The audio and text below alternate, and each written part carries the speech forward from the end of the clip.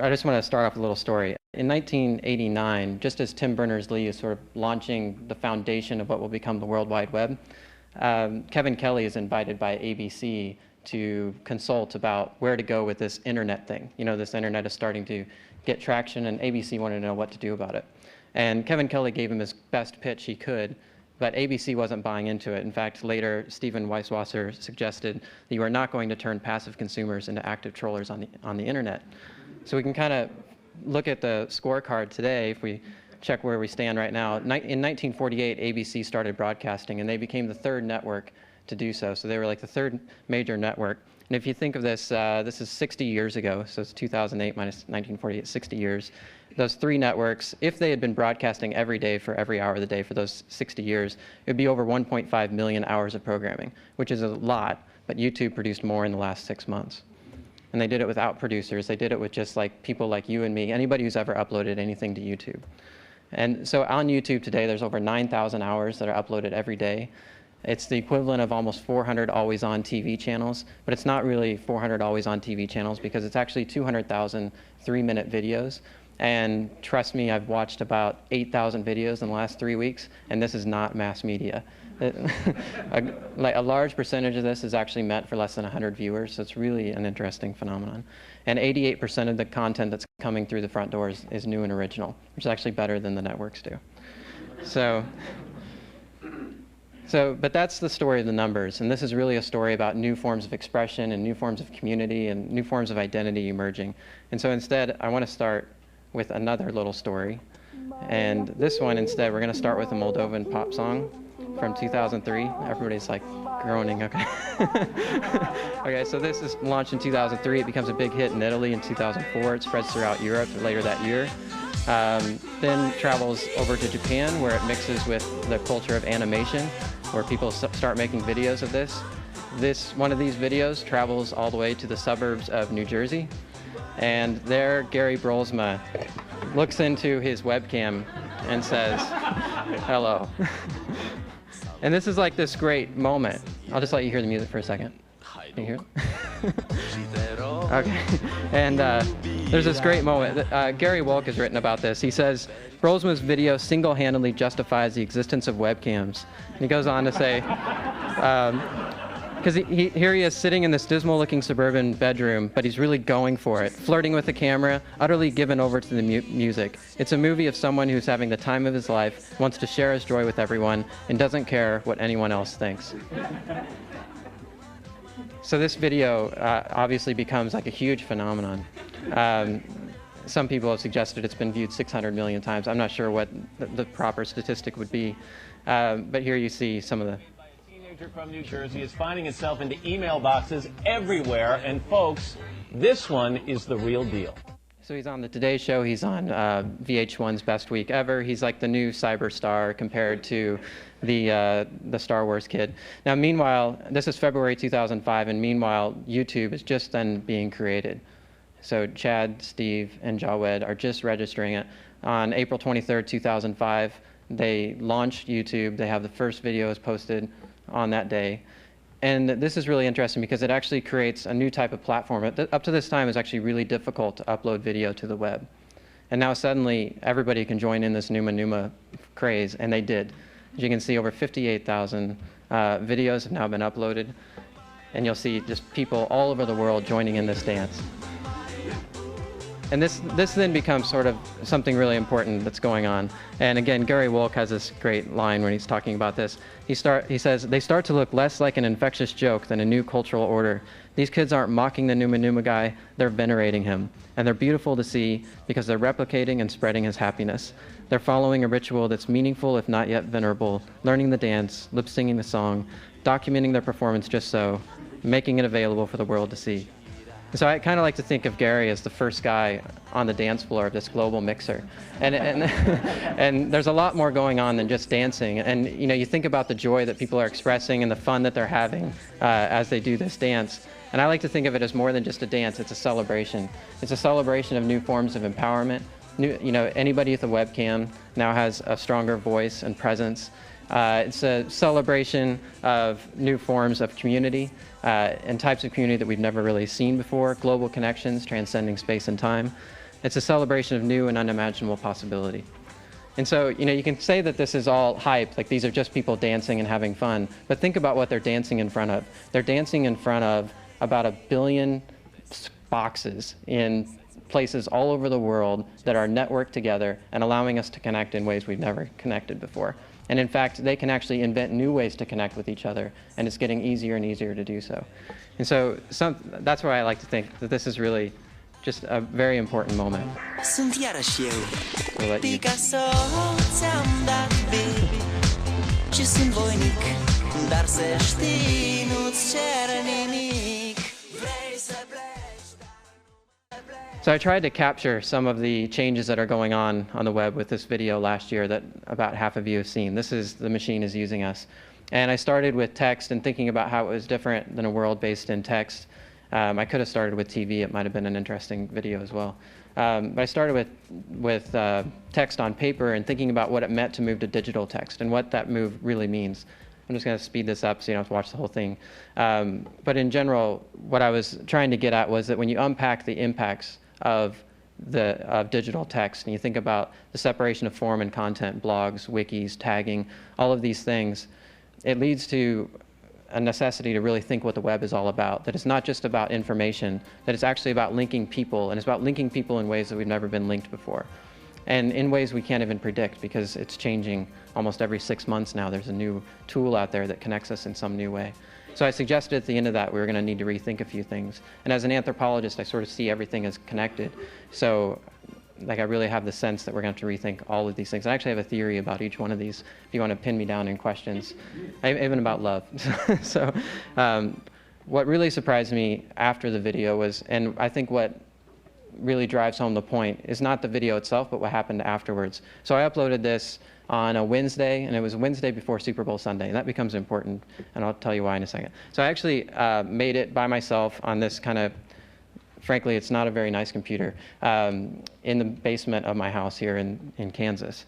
And I was working alone, except for I was actually sort of collaborating with a guy in the Ivory Coast of Africa because he had uploaded some of his music. I'm a horrible musician, but he had some great music. He uploaded it, and he put a Creative Commons license on it, which meant that I could use it for my video. So we were able to collaborate across time and space, essentially. Now, this is then on Friday, so 2 days after I uploaded it, you can see it had 253 views. And I had to take the screenshot because as an anthropologist, if your work reaches more than like 200 people, this is a really big deal. So I took the screenshot and I actually sent it to my department head, to put it in the tenure file. And then that was on Friday. Saturday, it had jumped to over 1,000. And I thought, oh, okay, something's going on here because it was actually growing exponentially. And I could actually see the count speeding up. It was going faster and faster. And I thought, okay, what's going on? So I started looking around on the web trying to figure out what was going on. And I found it at dig.com. So what dig.com is, dig is a place where it's basically like user-generated filtering. So what you just saw was the video was user-generated content. This is like user-generated filtering where the users can get together and they can give it a thumbs up if they like it, they can dig it, or if they don't like it, they can bury it. And the stuff that gets dug up ends up on the front page. And here you can see it's actually coming out to the front page through this user-generated filtering process. And then several thousand more people see it. Then the same thing is going over on Delicious, where a lot of people are tagging it. So if you guys don't know how tagging works, for example, if they're watching the video here, they can push a button and then it tags it for them. It basically bookmarks it, but those bookmarks are shared with the world. And so when they tag it with a word like Web 2.0, it goes back to Delicious on the Web 2.0 list. And there's a lot of people actually sort of watching this list who are interested in Web 2.0 or whatever it is you're interested in, and you watch that list and you'll see these things appear. So this is user-generated organization, but because this stuff is actually being distributed out and coming right onto people's front page in many cases through RSS feeds and this type of thing, it's also user-generated distribution. So you think about this massive media machine that we've existed with for so long and the massive distribution system and organization system and all this, there's now a user-generated alternative to all this. And that's what really moved this video around the web.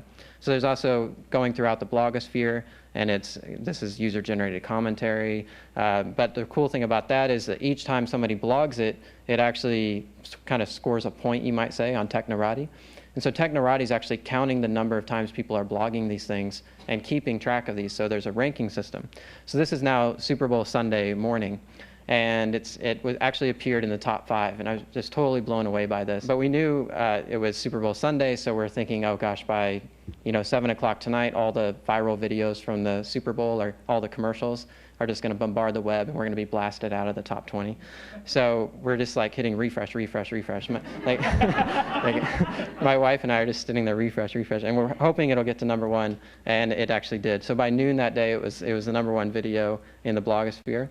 And then actually the next day, most of the videos were from the Super Bowl, but standing on top of that was my video. So here we had these commercials, which on average cost $3.6 million to produce and get out on the web, and my little video, which cost nothing to produce, was sitting on top. So there's really something interesting going on here. This is taken some time ago. You can see it had almost 5 million views at that time. Over 13,000 people were writing about it. It went on to local news, at which point she noted, who knew anthropology could be so much fun? And there you saw the introduction earlier, went to Wired. It was translated into 12 different languages within a matter of months, went all over the world from there. So we're really living in a different kind of mediascape here. YouTube is a part of it, but it's actually, you got to think about the whole mediascape. You can't just think about YouTube if you're thinking about the anthropology of YouTube. And so my video is an example where posted on YouTube, I send it out on email, it travels in through the blogosphere, it goes through Facebook and MySpace and Dig and so on. And this is showing that there's this really interesting integrated mediascape that we now live in. And at the center of this mediascape is us. And that makes things especially interesting. And as an anthropologist, I think of media maybe slightly differently than most people. I don't think of it as content. I think of, and I don't even think of it as tools of communication. I think of media as mediating human relationships. And that's important because when media change, then human relationships change. And that's where the anthropology of this comes in. And that's why I wanted to suggest that we're going to have to rethink all of these things, including ourselves. So as what we've been doing in the last 2 years now with my students, I have about 10 undergraduate students every spring, and we just launch into a study of YouTube each spring. And I'll show you kind of what we do. This is just some of the quantitative work we do. For example, it's like we'll watch a YouTube video in this part of the screen here, and we'll have a data uploading thing over here, and the students can upload at any time. Anytime they're watching YouTube videos, they can be taking notes on the videos, and all that goes to a database that we can then analyze. And just to give you a sense of who is on YouTube, it's kind of interesting because this is about digital natives, but it's very interesting to look at the age ranges here. If you look at 35 and over, about 25% of YouTube videos feature somebody 35 and over, which is actually the same as the number of teens, 12 to 17. The really strong group presence on YouTube happens to be in the 18 to 24 age group, and also the young adult, so kind of 25 to 34. Those are the strongest age groups. Over 50% of videos have an 18 to 24-year-old in them. Now, what's on YouTube? This is where things get kind of interesting. So I'm just going to give you a quick little tour of what's out there. So here's a 92-year-old Irving Fields singing about YouTube, and there's a lot of songs about YouTube on YouTube, if you're interested in those. But the most commonly uploaded videos on YouTube are actually home videos, and this is a famous example that many of you may have seen. Most of the uploads on video are actually meant for less than 100 viewers. Ouch!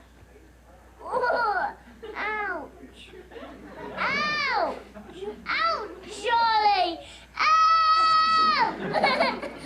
Charlie! That really hurt!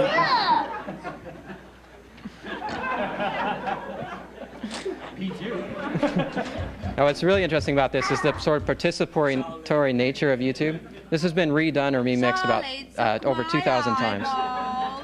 Charlie! Ow! Ow! Charlie! Ow! Charlie! That really hurt, and it's still healthy.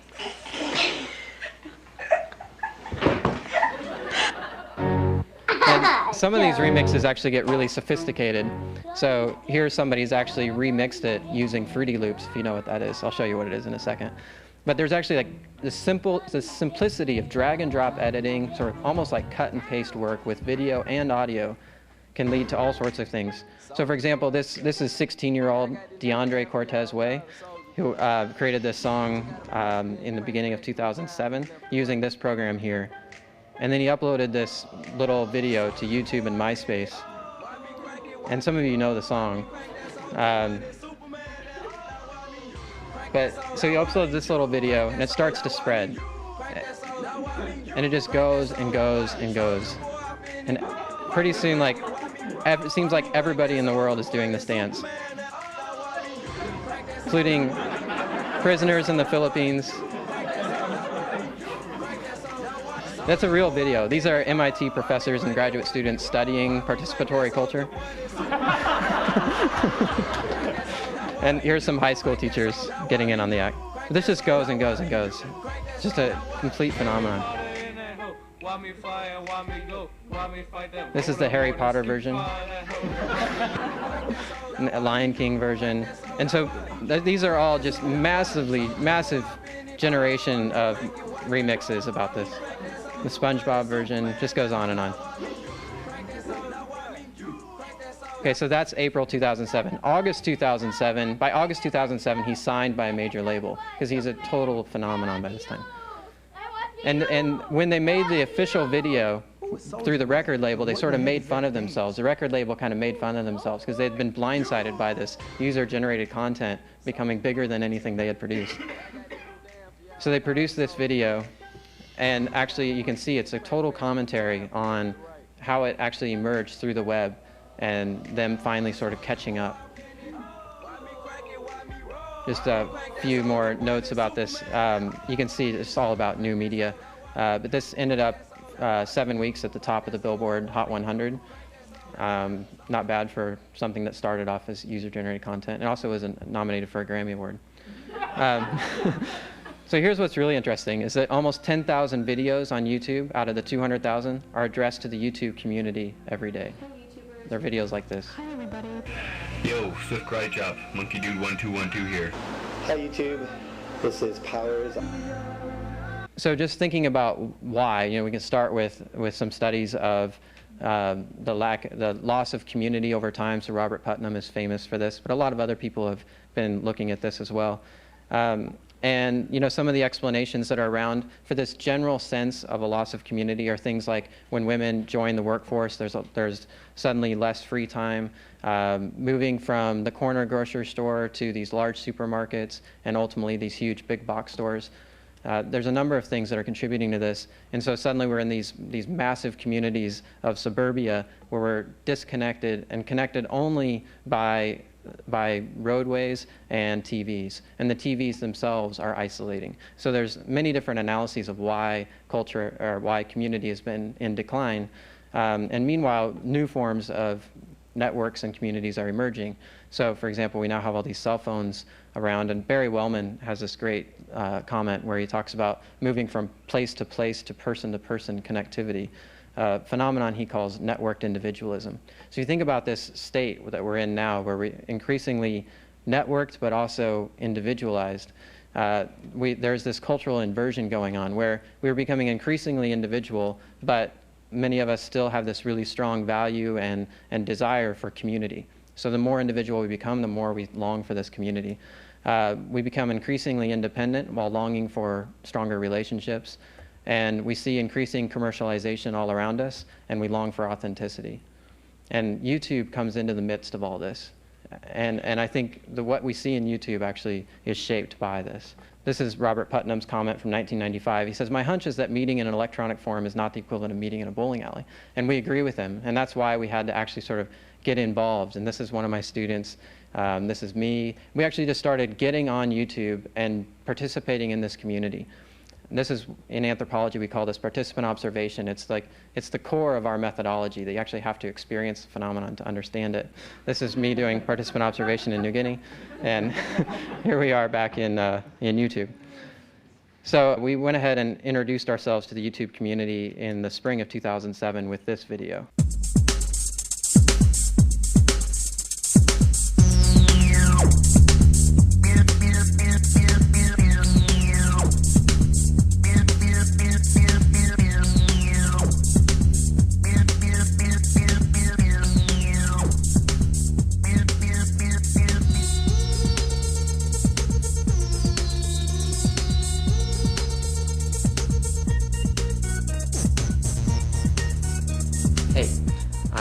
Wesh. I'm a professor at Kansas State University, and I'm teaching a class called Digital Ethnography.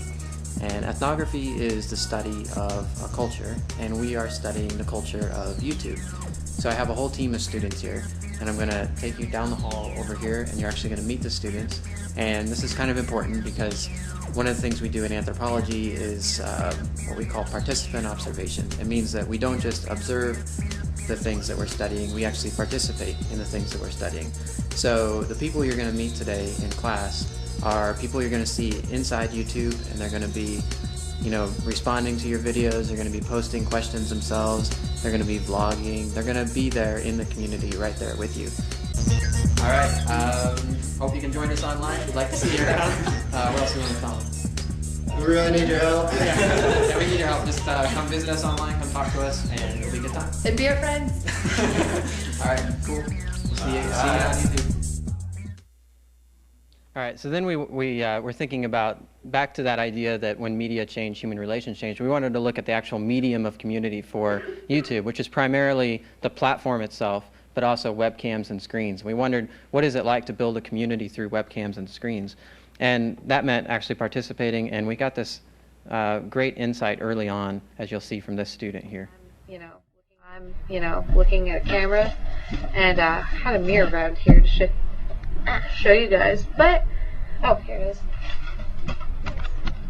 This is what I'm talking to. Not you, this. Well, you, but this. I'm talking to you, but for the time being, I don't know who you are. So if you meditate on this just for a second and to think about what this means, first off, every time you talk on a webcam, you're talking to some place that's unknown. You actually don't know who's going to be talking back to you. So you have sort of an invisible audience phenomenon. It's asynchronous, so you never know when they're going to watch you. And you think about when you talk, every time you talk, you're sort of sizing up the context. And in this case, you actually don't know what the context is. You could be launched into many, many different contexts, including your video can be remixed by somebody. So you don't actually know what's going on. And this is what we came to call context collapse. And when we started watching first vlogs and did first vlogs ourselves, it's like this deep experience of context collapse. The moment you look into a webcam for the first time and you try to start talking, you have this sense like you just don't know who you're talking to, and therefore you just come out sounding all awkward. Do a search for first vlogs on YouTube and you'll see what I'm talking about. But here's an example from our first vlogs. Start with mine, but hey. Hey, I'm Mike Wesh. I'm a professor at Kansas State University. I actually wore that fake smile through the whole thing. I just didn't know what to do, Hi.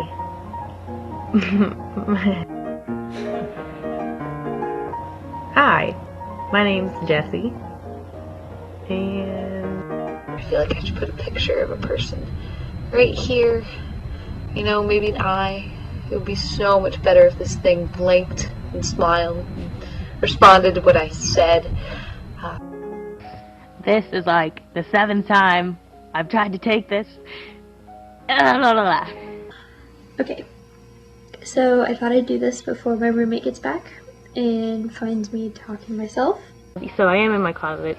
I feel a little strange out in the family room, just talking to what seems like myself. So I don't really know what to talk about. What do people talk about for their first vlogs? I mean, what do people talk about anyway?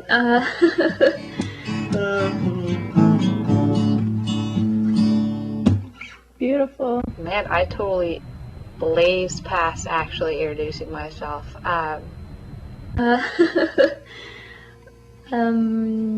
Yeah, my name is Melissa, by the way, and I'm a college student.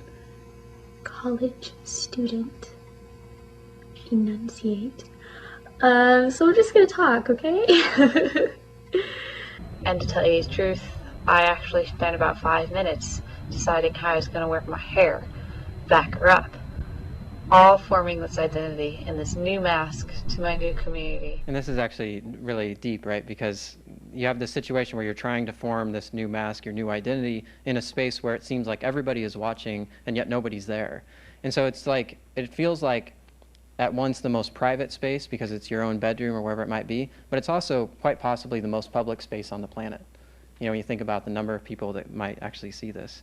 And so there begins to be a lot of reflection about self on YouTube, and you can just, it's a great place to study self and identity if you're into that. But I'll give you just a little bit of background on this. If you think of like Charles Cooley's idea of the looking glass self, it's this idea that we actually know ourselves through our understanding of how others understand us.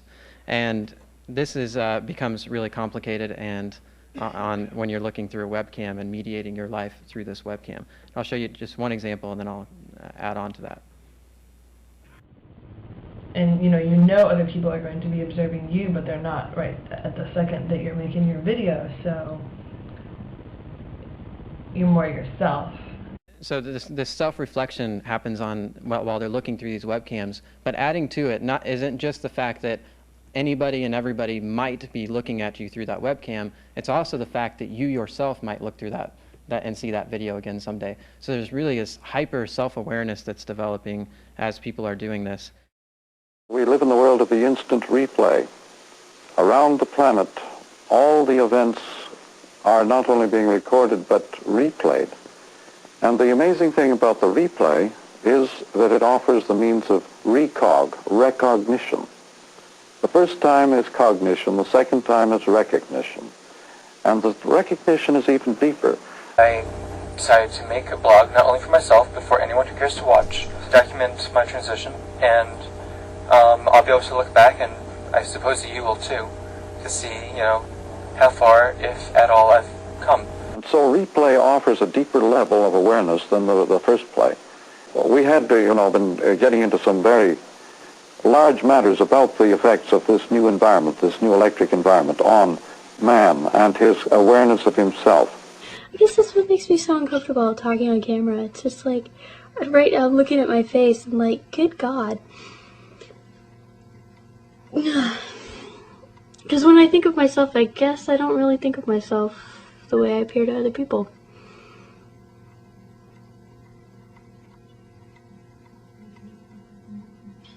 Which is, yeah, young, naive. Oh, she's so cute. Cute little girl. Not cute.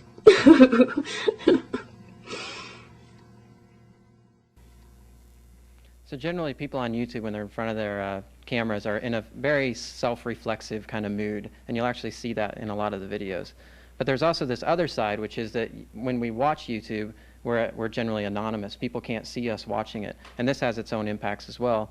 Most famously is probably Lev Grossman's observation in Time, where he says, some of the comments on YouTube make you weep for the future of humanity, just for the spelling alone, never mind the obscenity and the naked hatred. So this was the actual page I was on when I decided to make this clip, and I'll just take you through what was said here. It's really interesting dialogue.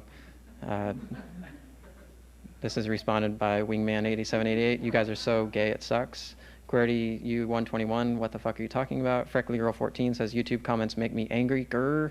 And QWERTY U responds by saying, then don't comment on YouTube, you shit stain.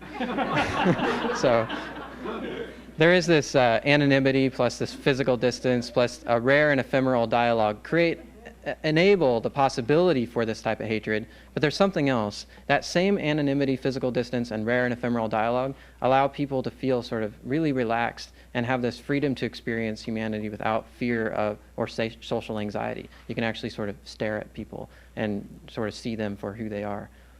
It's slightly voyeuristic,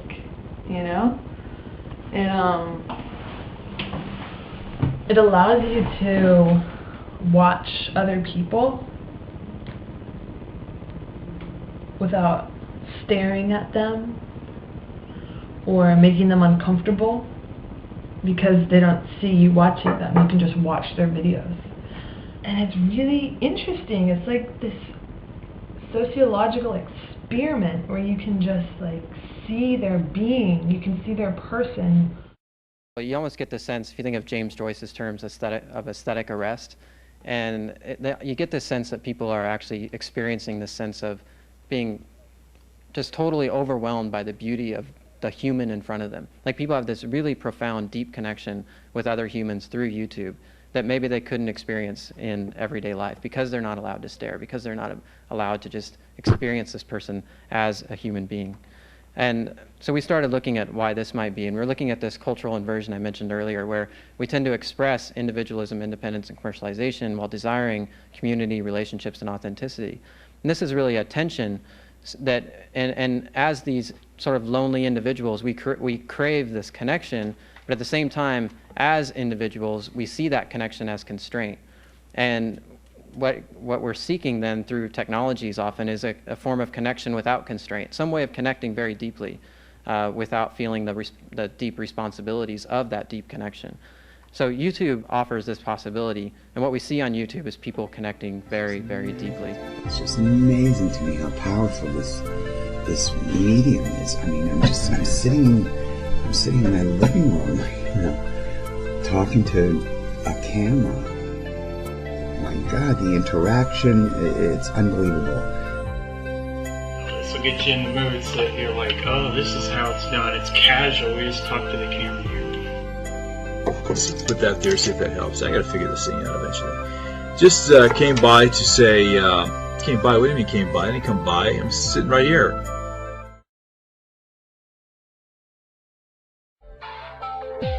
January is a hard month for me. Right now, I should be preparing for the birth of my son, Zachary.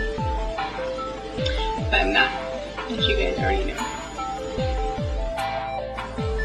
Hi Mel, I watched your video and sorry I'm running behind on my schedule here. I was listening to it and I felt my tears coming.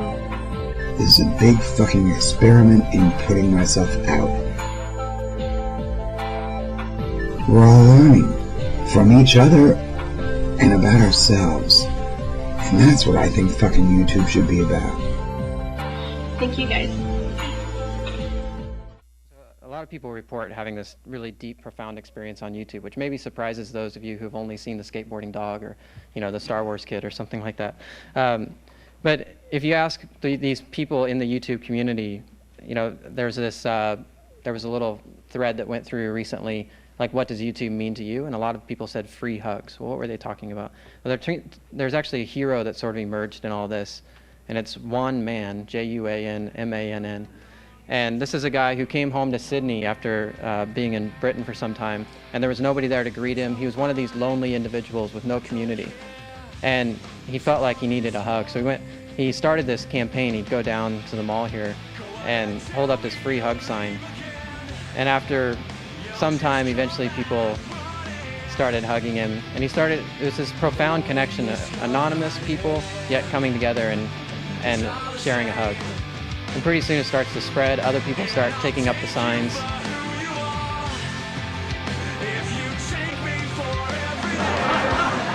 You can see it, they put it on YouTube. It has nearly 30 million views now.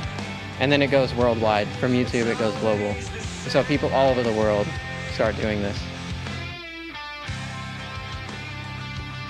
And the fact that this becomes like an icon on YouTube is important in thinking about, you know, what this means for people who are trying to connect and trying to build these strong connections, trying to reconnect with humanity in some profound way.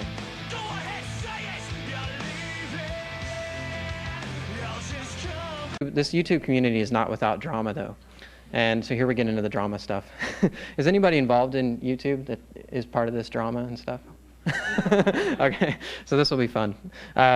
So in general, like, YouTube is a platform, and in order to be seen on YouTube, even to be seen, I mean, think about 200,000 videos being uploaded every day, and the only way to get to the front page is through the editors of YouTube.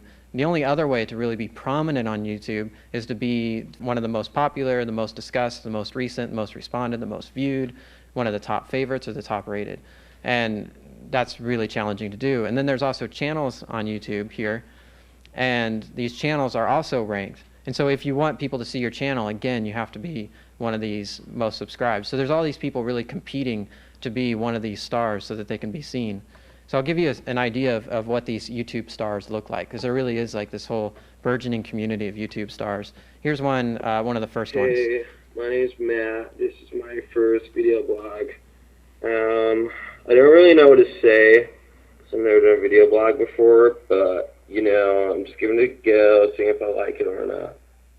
Okay, so this gets interesting 6 days later. So yeah, this poem goes directly to Matt, Kid 21 Ohio, and yeah, here's the poem. I saw your videos and I thought you were hot. You seem really deep and I liked you a lot, but I'm kind of shy, so I did something dumb. I made fun of you and I thought it was fun. But this is the real me and I like you, and I really hope that you like me too. And this actually turns into a love story. So over the next month, like through YouTube, you have these two talking back and forth and creating a love story. And thousands of people are tuning in to watch this. And they become two of the first stars on YouTube, early days of YouTube. And then April 26, 2006, this is the video that was posted. Good evening, you're watching BBC News. We've had reports that emo kid 21 Ohio was brutally murdered outside his internet home today. Police suspect that the killer used a source of truth to kill the internet sensation. Although the motives remain unclear, it is believed that emo kid, an Englishman from Rugby, was killed for masquerading as a self-obsessed American teen. Just before his death, he released a statement. Hello, it's me, Matt, again. As you can probably tell, I'm not an emo kid from Ohio. I thought it'd be amusing to masquerade as one. But unfortunately somebody yesterday or the day before, I can't remember which, found my real MySpace profile. So this is where things get interesting. There becomes an authenticity crisis on YouTube, which is still going on today. One day while looking through the most discussed list, I found Lonely Girl 15.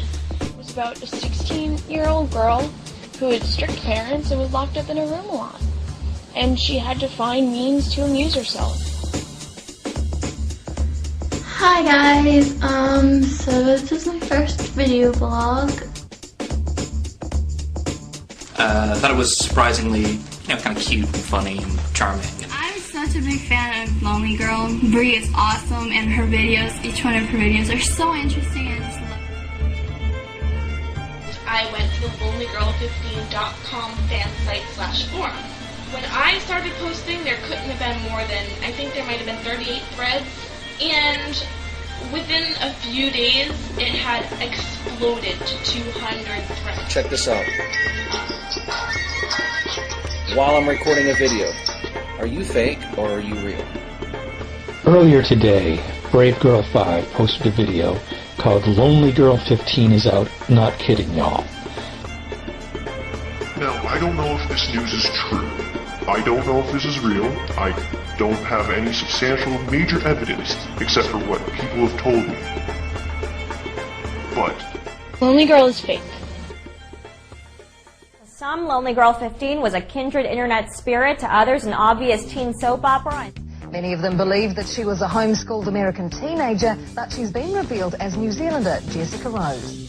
The soap opera was the work of 3 wannabe scriptwriters. This project was done in a bedroom with a $130 webcam and 2 desk lamps. Our intent from the very beginning of this was to tell a very realistic, fictional story. Everybody's just mad because they got duped, they got fooled. And people don't like being fooled. do not like being deceived. YouTube is just not for fake stuff. It's for real stuff. It's starting to look like this whole thing could turn into a bit of a witch hunt. And people could start trying to track down all the people that are pretending to be, people they aren't really. Is Renato for real? Is Geriatric 1927 for real? And is Ken RG for real? If it's not real, you should come out and tell everybody now. The creators released this statement saying, "Who is she? Lonely Girl 15 is a reflection of everyone." It's very poetic. And they go on to say here, "She is no more real or fictitious than the portions of our personalities that we choose to show or hide when we interact with the people around us." Very sociological, anthropological. And it actually sort of sparked a series of posts of people sort of reflecting on YouTube and whether or not YouTube could be truly authentic given the production capacities. I would like to reveal that I too am a fake. I mean, I don't really act act like this moron-type character in real life? Why would I use so many hand gestures, and why would I be screaming at my camera? It doesn't make any sense, unless I'm acting, which I am.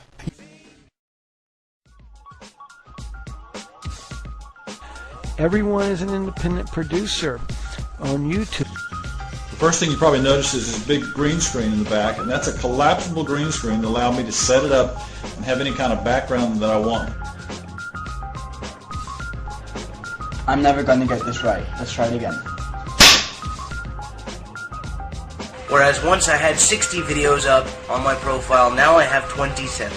It's getting awfully easy to click remove video from this site. I'm actually an 18-year-old girl from Connecticut. It's a difference between having many faces, as you might describe it, to having one very diverse face. You know, I'm to the point where I don't know what to do anymore. I mean, would you all prefer if I just did videos like this all the time? Is this more your cup of tea? I mean, tell me. I don't know. Or do you like it down and dirty with Loco Mama?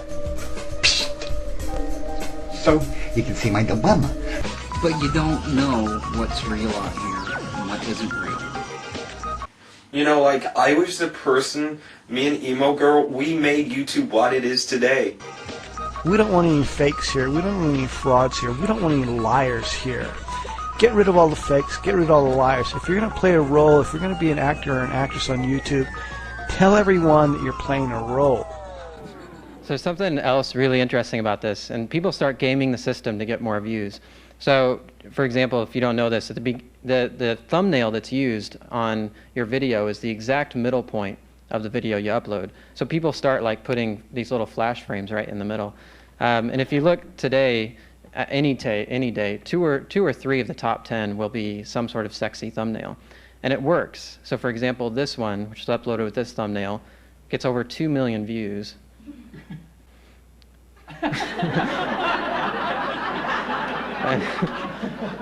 And in the sort of gaming the system, they're actually sort of exposing the system at the same time, which is sort of this playful nature of YouTube. So, for example, this one is actually legitimate medical knowledge about how to sleep better. This one is about net neutrality. It's a very serious political statement. And this one, this next one you'll see here, this is from Lisa Nova, who is actually directly attacking this particular phenomenon that people are putting these sexy thumbnails there. Are you sick of all the sexy thumbnails and mainstream media videos that now dominate all of the lists on this website, keeping your videos from getting the exposure they deserve? Heck yeah, I'm sick of that crap. Me too! Those lists used to be filled with wonderful user-generated content like yours. So she offers these little clips that you can put in the middle of your video so you can have like a sexy woman with a machine gun. See how it works? Just pick your very own Lisa Nova collab character, insert her into your video, and get the exposure you deserve. The possibilities are endless. It's time to give YouTube back to the user-generated members who built this site. So this is actually an example of something much bigger, the seriously playful, participatory culture, which is extending into the real world. It gets into politics as well. So you guys have probably seen this, April 19th, 2007. That old Beach Boys song, Bomberan.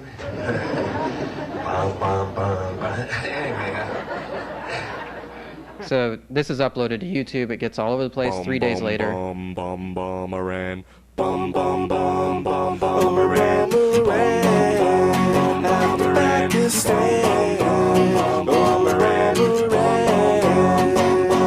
You got me hiding in my bunker, crying for my children. Bomberan. No apologies, though, for a musical parody that many around the world took as a true sign of his thinking. When veterans are together, veterans joke, and I was with veterans and we were joking. So this is sort of like the context collapse of everyday life that we all face now. With, you know, you never know where a camera is going to be and where it's going to be uploaded to YouTube.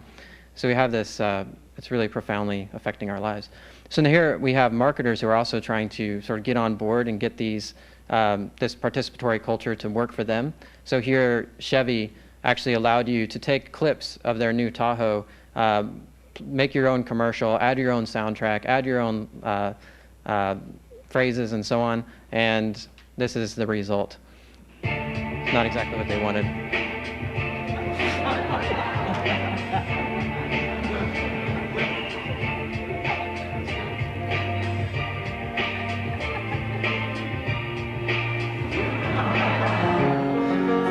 And this is something really quite profound that's happening, where we can remix this culture that's being thrown at us. We can take it, reappropriate it, and throw it back. And this is one of the most poetic statements of this. This is by Blim Visible. And you hear the Regina Spektor lyrics there, where she says, even though our parts are slightly used. And then goes on and says, these are all clips from different films. And she's saying, we're living in a den of thieves, rummaging for answers in the pages.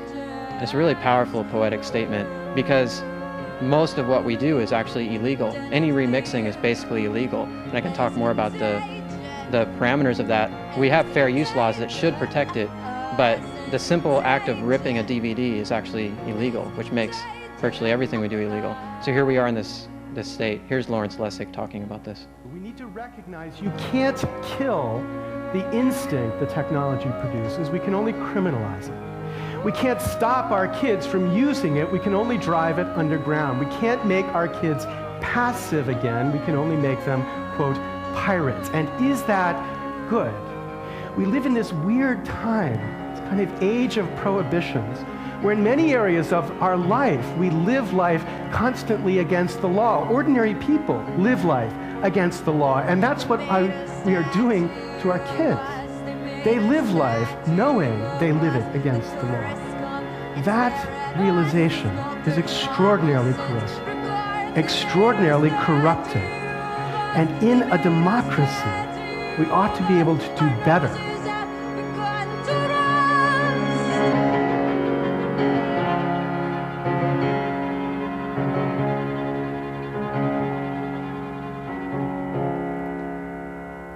And the best part about this video here is by Blim Visible.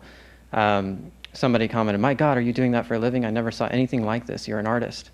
She responds, "Nope, I'm a housewife." And that's sort of the beauty of YouTube today.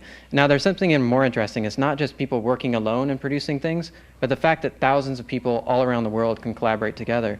And MadV has sort of become a platform for this. You can see he remains anonymous, which actually allows him to be more of a platform. People sort of participate through him. And he makes these calls. For example, this one, he just says, make a simple statement on your hand and show it to the world. And so he demonstrates it here. This becomes the most responded to video in the history of YouTube. Thousands of responses, people writing on their hands a message, just a simple message. And so you think about this webcam and think about them sitting in their homes, wherever they might be, and what do you think they might reach out with to say? And the messages are really quite revealing as well as powerful, I think. So here's some of it here. You can see the sense you are not alone, we're connected. In this self-reflective place, people thinking about themselves, saying, love yourself, love you, love all the people. And also this connection here is key. We are all connected. And you know, when you see people expressing values like this, it's not necessarily, it's often because these things they feel like these are missing in their lives. So a value, a cultural value, is often something that's not actually really as prevalent as they'd like it to see. That's why it has to be said. And you see at the end here a lot of oneness and sort of breaking down of boundaries and so on. This is certainly not a completely amoral or immoral community by any means. They have very strong values that are emerging.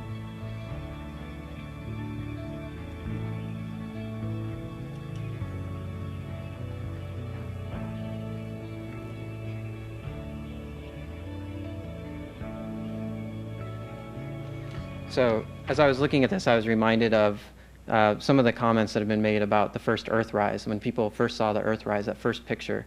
And Carl Sagan, of course, is probably most famous for this, for his poetry, really, about the pale blue dot from the Voyager picture of 1990. And he describes that pale blue dot. This is a picture of Earth here, and a ray of sun.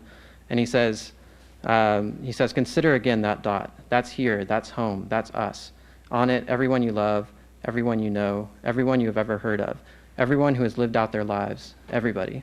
And he goes on, it's very poetic. He ends by saying, the pale blue dot, the only home we've ever known. And so I was sitting there working on this project and looking up at my webcam and thinking about the little glass dot, and I just broke out in some poetry here, which I hope you'll excuse.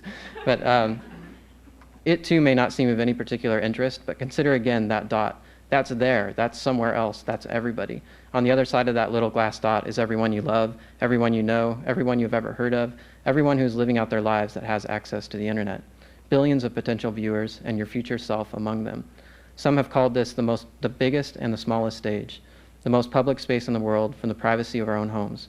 It has been used for many things, a political soapbox, a comedian stage, a religious pulpit, a teacher's podium, or just a way to reach out to a next-door neighbor or across the world, to people we love, people we want to love, or people we don't even know, to share something deep or something trivial, something serious or something funny, to strive for fame or to simply connect. It can be many things, but it cannot be just one thing, and it cannot be only what you want it to be. It is not just what you make of it, it is what we make of it. It's a little glass dot, the eyes of the world. And to close this out, I wanted to introduce you to sort of a hero of mine, B. Nessel, 1973. Some of you may have seen his work. But he lost his son to SIDS in early 2007, and I'll let him close it out with his words here.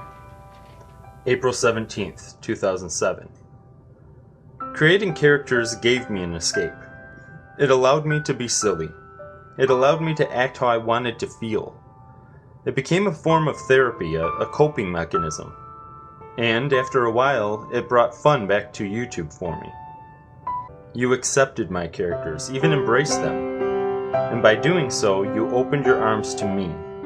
You allowed me to continue to have the escape I still need from the hard times, while giving me the chance to talk about what I have gone through. And I'm eternally grateful to you all. Some people have said that the videos we make on YouTube should be created in hopes to change the world. I've made mine to help me live in it. And whether I make 100 more or 1,000 more, I will know forever that this website, this community, helped bring me life again. And there's something really special in that.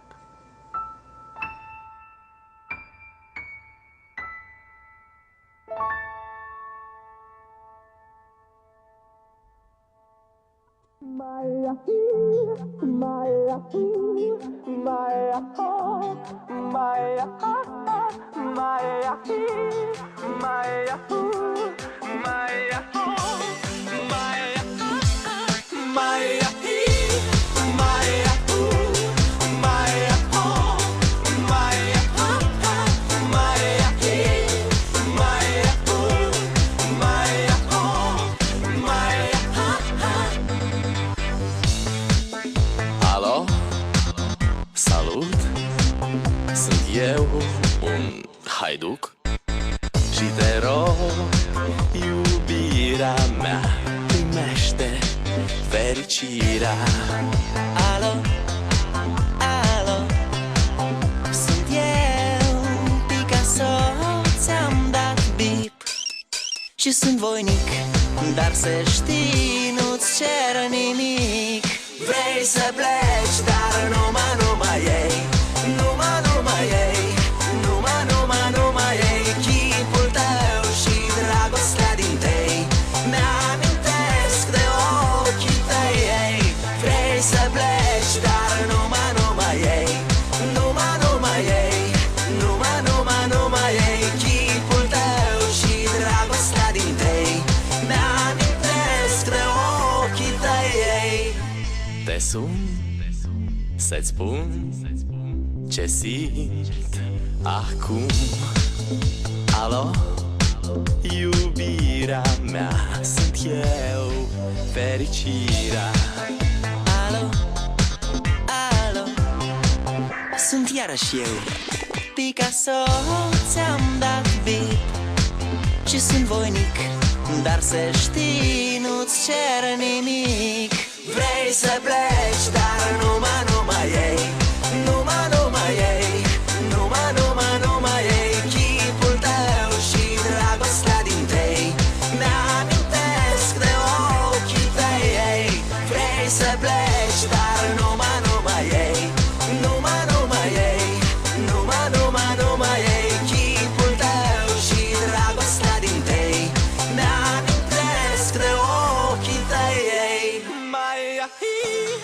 my Yahoo, my Yahoo.